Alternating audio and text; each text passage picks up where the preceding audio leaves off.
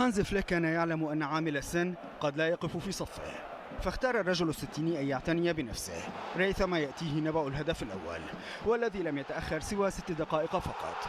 رافينيا ينهي هجمة ثلاثية الأضلاع بدأت من أقدام لامين ومرت عند فيرمين لوبيز، أما الختام فكان بيسرى البرازيلي. طيور الماكبايس التي هبطت من سماء نيوكاسل في الكامنو لم تكن من النوع المسالم، فاختارت أن يكون انتقامها سريعا، بل سريعا جدا. السويدي أنطوني إيلانغا يخبر جماهير نيوكاسل: لم نأتي للنزهة. برشلونة الذي يسابق الزمن لكي يلتحق بقطار الثمانية الكبار سارع هو الآخر لأن يرد على فعلة الإنجليز، ومن تصدر المشهد ما كان إلا اليافع مارك برنال الذي تخلى عن مهامه الأصلية وقام بأدوار مهاجم كبير السن تقاعد قبل أن يحين موعد تقاعده.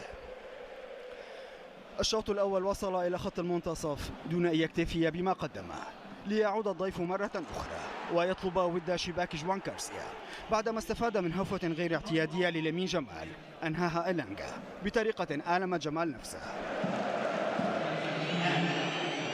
ومع إدراك جماعي في أن مفتاح التأهل هو في جيب لامين، تركت الكرة الجميع وعادت إلى مراهق برشلونة مرة أخرى، إلا أن لامين نفسه تفاجأ بما وصله فسدد كرته في السماء بدلا من الشباك.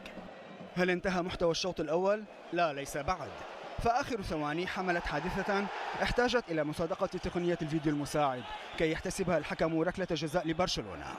ابن 18 تجرأ وتصدر المشهد وأنهى الشوط وفريقه متقدم بخطوة على خصم الإنجليزي نحو ربع النهائي. مسار المواجهة بات في قبضة برشلونة، وكي يبتعد عن أي منغصات قد تصله من نيوكاسل اختار أسلوب قتل أحلام العودة. فيرمين لوبيز على غرار الأول افتتح الشوط الثاني بعد 6 دقائق. المواجهة باتت بين طرفين أحدهما مفعم بالحيوية وآخر منهك، فلم يجد روبرت ليفاندوفسكي أي صعوبة في تلقي كرة الهدف الخامس بين أبراج نيوكاسل، مؤكدا أن الملك لا يتخلى عن عرشه بسهولة. وحتى يضع التأكيد على طابع صلاحيته التهديفية لم يتردد ليفا في وضع بصمته على الهدف السادس، مفعلا تذكرة إقصاء ناد إنجليزي آخر في ثمن النهائي. الطريق باتت سالكة نحو شباك رامسديل، هذه المرة رافينيا لم يتردد في استقبال الهدية التي وصلته بالطريقة المثلى.